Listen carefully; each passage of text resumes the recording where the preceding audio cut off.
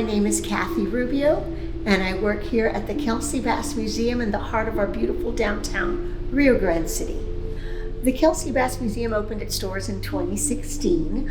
I came on board in 2021, and it has since housed many exhibits. We've had an exhibit for the 1965 farm workers strike at the time. There's also been exhibits of the Hurricane Beulah, which was a big Category 5 that swept through our area. And of course, right now we have mainly permanent exhibits of our history here in Rio Grande City. Downtown, back in the day, Fort Ringgold items, items dedicated to ranchers and farmers of our area. I came on board with the Kelsey Bass Museum in 2021. I have heard stories of paranormal activity, nothing really bad, nothing scary, but activity nonetheless. Now, I personally have not experienced any activity, but I have heard stories from other people who still work with the city, who worked with the city at the time and had city offices in this building, because this building was City Hall for a portion of time, and our police department was housed here up until 2025. One story took place upstairs where the planning department was, and my understanding was the mayor at the time, I imagine it was 2012, 2015, in that area, that scenario, the mayor had invited some paranormal investigators to come and investigate some of the surrounding properties that the city owned. And my understanding is that one of the investigators was taking pictures outside of the courtyard, and upstairs there are some beautiful picture windows up there that are very difficult to clean, I might add, up there. And one of the investigators took a photo and saw an image of a young child. So once he saw the picture, I imagine it was a digital camera where the image was readily visible. They went upstairs to that office, and they did the EVP recordings, and the person who was doing the investigation asked, "Are you here?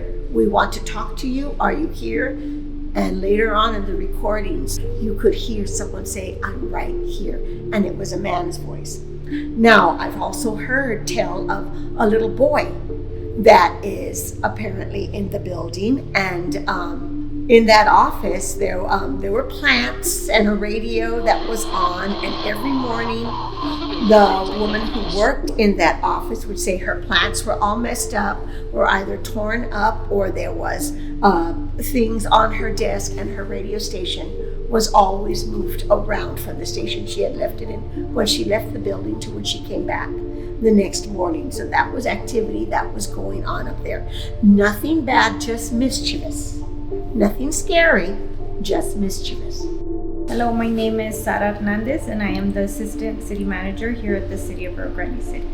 So initially when I got hired, it was to be part of the tourism department, and at that point the administration really wanted to have a museum, establish a museum, because there was not one here in Rio Grande City that was inclusive of all of our history. And one of my earliest memories was the employees that were working here prior to myself being here would say, "Be careful, because there's a ghost, his name is Jerry, it's a little boy." And I wasn't really too much of a believer at that point, and I thought they're just, pulling my chain, or, just trying to scare me. And I knew it was like a historical building, and so you associate older buildings with ghosts and ghost stories. So I really didn't think anything of it.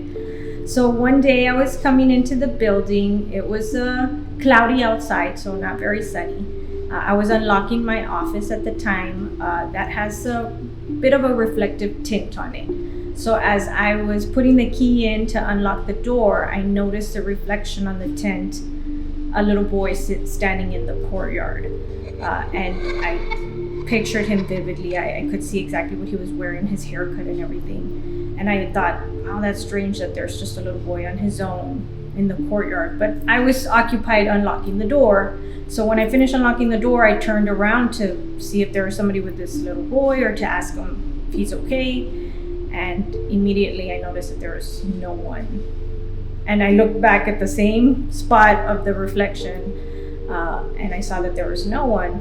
So I went into the office, I sat down, and I was thinking, did I really see this Jerry character that everyone has talked about? But I thought, I don't know, maybe I'm just psyching myself out. So it turns out that day we had a department head meeting, and like I mentioned, I knew exactly what this little boy was wearing in the haircut. So I started asking some of the employees that had shared their stories with me, hey, what does like Jerry look like?